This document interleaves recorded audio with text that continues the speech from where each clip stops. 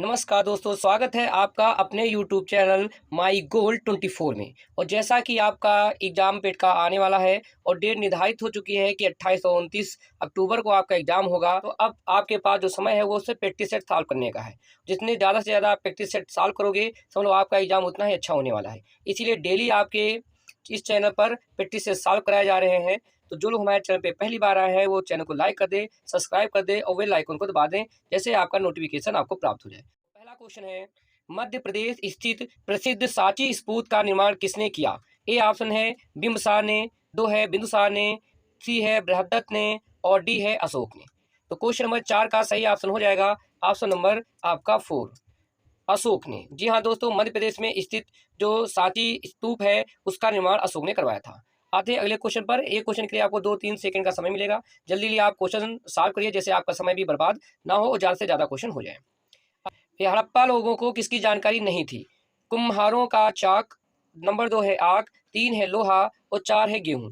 तो इसका सही आंसर हो जाएगा आपका ऑप्शन नंबर 3, लोहा। जी हाँ, हड़प्पा सभ्यता के लोगों को लोहे की जानकारी नहीं थी। इस सभ्यता के जो लोग थे वो तांबे और कांस्य में उसके विषय में परिचित थे। मोहनजोदड़ो में कांसे की भैंसा और गैंडा की मूर्तियां मिली हैं और लोथल से तांबे के कुत्ते की भी मूर्ति मिली है। क्वेश्चन नंबर 3 कह रहा है, अकबर किसके संरक्षण में बड़ा हुआ? ए है आपका हेमू, 2 नंबर है फैजी, 3 नंबर है अबुल फजल, 4 नंबर है बैरम खां। तो क्वेश्चन नंबर 3 का सही ऑप्शन हो जाएगा ऑप्शन नंबर आपका 4, बैरम खां। जी हाँ दोस्तों, बैरम खां के संरक्षण में जो है अकबर बड़ा हुआ। और अकबर का जन्म की अगर बात करें तो जन्म 1542 ईस्वी में हुआ था। आते हैं अगले क्वेश्चन पे। 1857 का विद्रोह डैश। आपका पहला ऑप्शन है ब्रिटिश सेना में भारतीय सैनिकों का विद्रोह था, असंतुष्ट राजाओं और नवाबों का विद्रोह था, किसानों बुनकरों और व्यापारियों का विद्रोह था, कि उपरोक्त सभी। तो क्वेश्चन नंबर 4 का आंसर हो जाएगा ऑप्शन नंबर ए, ब्रिटिश सेना में भारतीय सेनाओं का विद्रोह था। अगला क्वेश्चन है, द्वितीय आंग्ल मैसूर युद्ध किस संधि के तहत समाप्त हुआ? एक है मैसूर, 2 है मंगलौर, सी है रंगपत्तम और डी है आपका मद्रास। तो क्वेश्चन नंबर 5 का सही ऑप्शन हो जाएगा option number B, Mangalore. Question number 6, British indigo बागान मालिकों के अत्याचारों का वर्णन करने वाला प्रसिद्ध नाटक नील दर्पण किसने लिखा था? ए ऑप्शन है प्रेमचंद, बी है बंकिम चंद्र चटर्जी, सी है दीन बंधु और चौथा है सुब्रमण्यम भारती। तो क्वेश्चन नंबर 6 का सही ऑप्शन हो जाएगा ऑप्शन नंबर 3, दीन बंधु मित्रा ने। जी हाँ दोस्तों, दीन बंधु मित्रा ने नील दर्पण नाटक लिखा, जिसके द्वारा गरीब किसानों की दयनीय स्थिति का जो है प्रस्तुतिकरण इन्होंने किया है। अगला क्वेश्चन है question number 7, Indian national Congress का बंटवारा मध्यम मार्गी और चरमपंथी मार्गों में किस वर्ष में हुआ था? ऑप्शन है 1907, बी है 1908, सी है 1909 और डी है 1910। तो क्वेश्चन नंबर 7 का सही ऑप्शन हो जाएगा ऑप्शन नंबर आपका ए, 1907 ईस्वी में जो सूरत अधिवेशन था उसमें ऐतिहासिक डेट से यह अधिवेशन अति महत्वपूर्ण था और इसमें गर्म दल और नरम दल के आपसी मतभेद के कारण अधिवेशन में कांग्रेस 2 भागों में विभाजित हो गई, जिसके बाद उसके बाद 1916 में जो लखनऊ अधिवेशन था उसमें पुनः दोनों दल मिल गए। क्वेश्चन नंबर 8, निम्न में से कौन सी जनजाति ताना भगत आंदोलन के साथ जुड़ी हुई है? ए ऑप्शन है उराओन, 2 है मुंडा, 3 है संथाल, 4 है गोंडा डोरा। क्वेश्चन नंबर 8 का सही ऑप्शन हो जाएगा ऑप्शन नंबर आपका ए, उराओन। ताना भगत उराओन अथवा उराऊ जनजाति की एक शाखा है।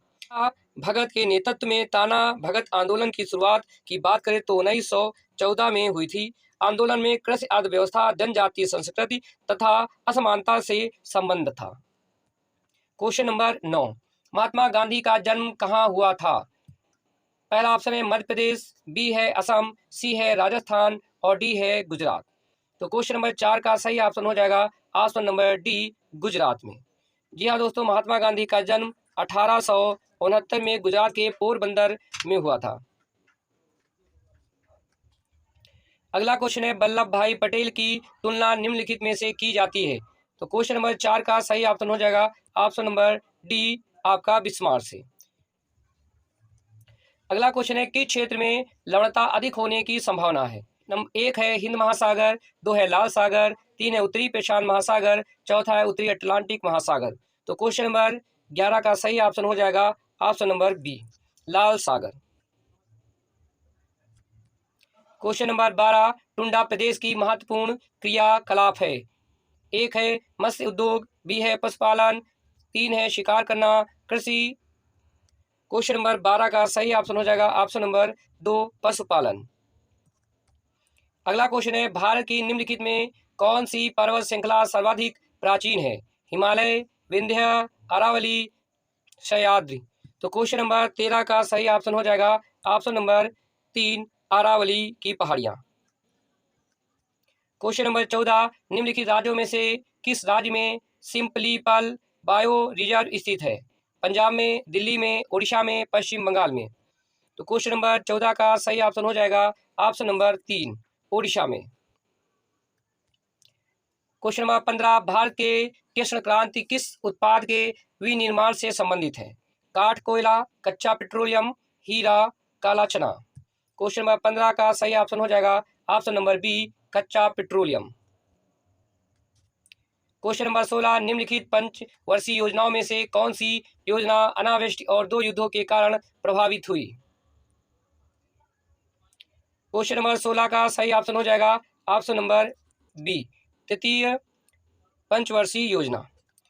तीसरी पंचवर्षीय योजना 1961 से 1966 के दौरान भारत को दोबारा युद्ध का सामना करना पड़ा और चीन के साथ 1962 और पाकिस्तान के साथ 1965 में जो है इसके अलावा बहुत सारे इसके अलावा देश में सूखा और बाढ़ भी इसका कारण रहा है। अगला क्वेश्चन है, 12वीं पंचवर्षीय योजना की अवधि क्या है। 4 ऑप्शन है, जल्दी से टिक करिए।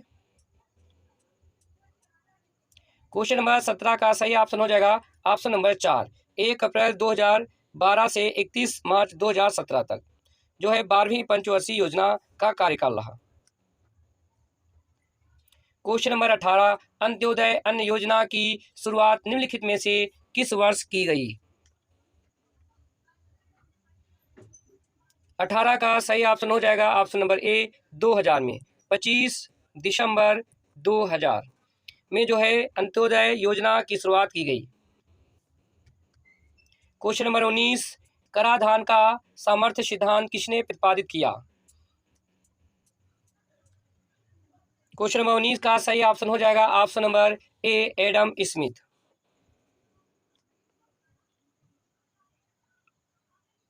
एडम स्मिथ द्वारा अपनी पुस्तक वेल्थ ऑफ नेशन में प्रस्तावित मुक्त कराधान सिद्धांतों में से एक है। क्वेश्चन नंबर 20, इंपीरियल बैंक की स्थापना किस वर्ष की गई थी। क्वेश्चन नंबर 20 का सही ऑप्शन हो जाएगा ऑप्शन नंबर डी 1921 में। भारतीय संविधान के प्रस्तावना में लिखा है, ए ऑप्शन है, हम भारत के लोग इस संविधान को अपनाते हैं, अधिनियमित करते हैं और इसे भारत वर्ष को प्रदान करते हैं। बी ऑप्शन है, हम संविधान सभा के सदस्य इस संविधान को अपनाते हैं और अधिनियमित करते हैं और इसे स्वयं को प्रदान करते हैं। सी ऑप्शन है, हम भारत के नागरिक इस संविधान को अपनाते हैं, अधिनियमित करते हैं और इसे स्वयं को प्रदान करते हैं।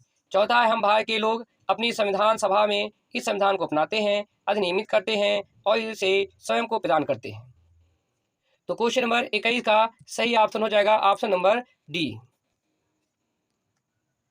अगला क्वेश्चन है, मूलभूत अधिकारों का प्रमुख उद्देश्य है।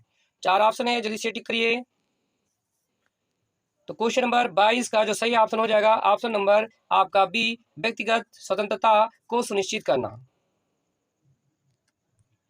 क्वेश्चन नंबर 23, धन विधेयक का प्रावधान संविधान के किस अनुच्छेद में है।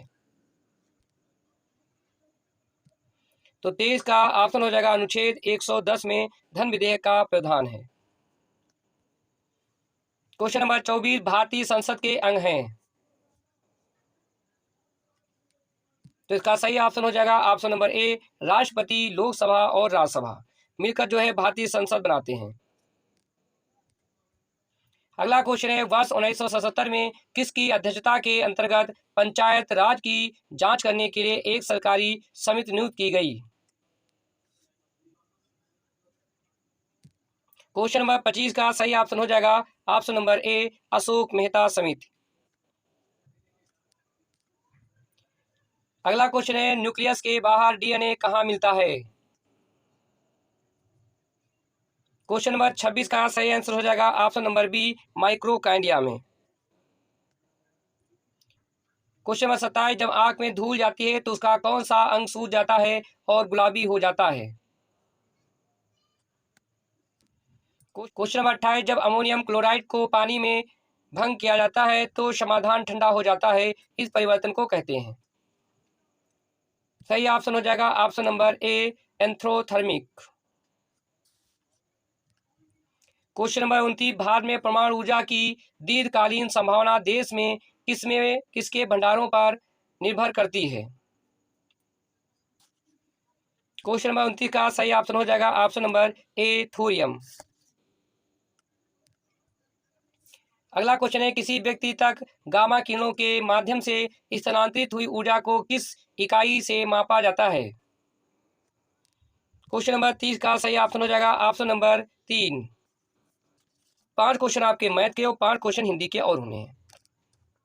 तो क्वेश्चन नंबर 31 कह रहा है, एक आयत की लंबाई में 10% की वृद्धि और उसकी चौड़ाई में 10% की कमी कर दे तो नए आयत के क्षेत्रफल में क्या होगा? 4 ऑप्शन दिए हैं। तो जब ऐसा कोई क्वेश्चन आ जाए कि उस क्वेश्चन में जितने परसेंट की वृद्धि है और उतने परसेंट की क्या आ जाए, कमी आ जाए, तो आप मान लेना कि इस प्रकार के क्वेश्चन में हमेशा जो आंसर होगा वो कमी में होगा, यानी ये आपका वृद्धि है, ये ऑप्शन नहीं होगा, और ये आपके दोनों बराबर दे, तो इसमें से कोई एक होगा। और ये कमी का अगर प्रतिशत आपको निकालना है तो ये कमी का हो जाएगा, प्रतिशत कमी बराबर होगा r²/100, यानी आपका 10 × 10/100 करेंगे, यानी आपका 100/100 हो जाएगा, आंसर हो जाएगा 1, यानी 1% की क्या आ जाएगी? कमी, यानी आपका सी नंबर ऑप्शन आपका सही हो जाएगा।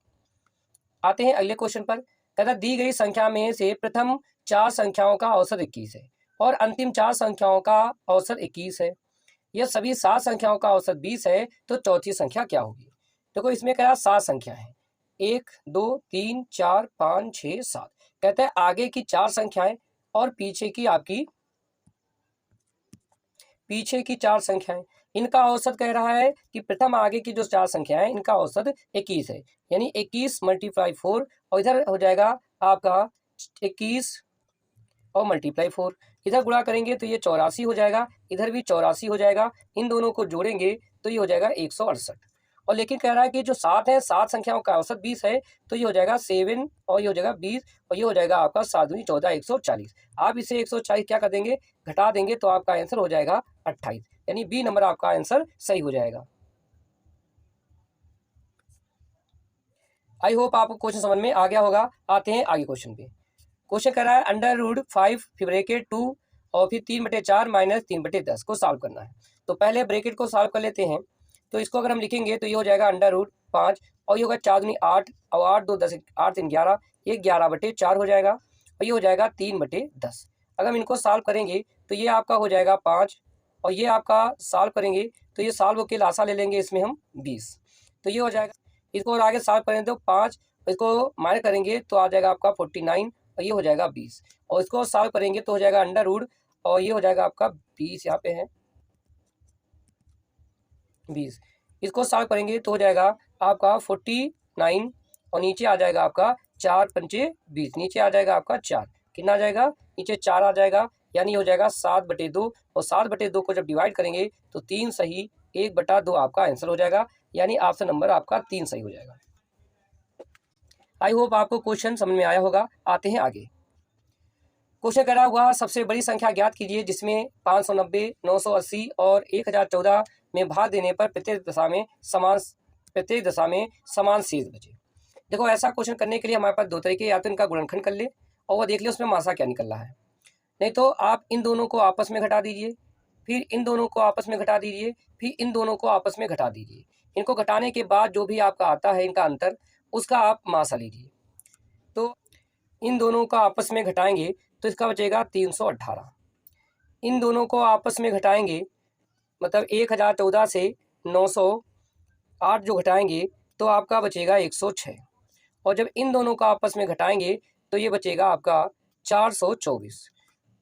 इन सभी का मासा कितना आ जाएगा? 106, मासा आ जाएगा 106।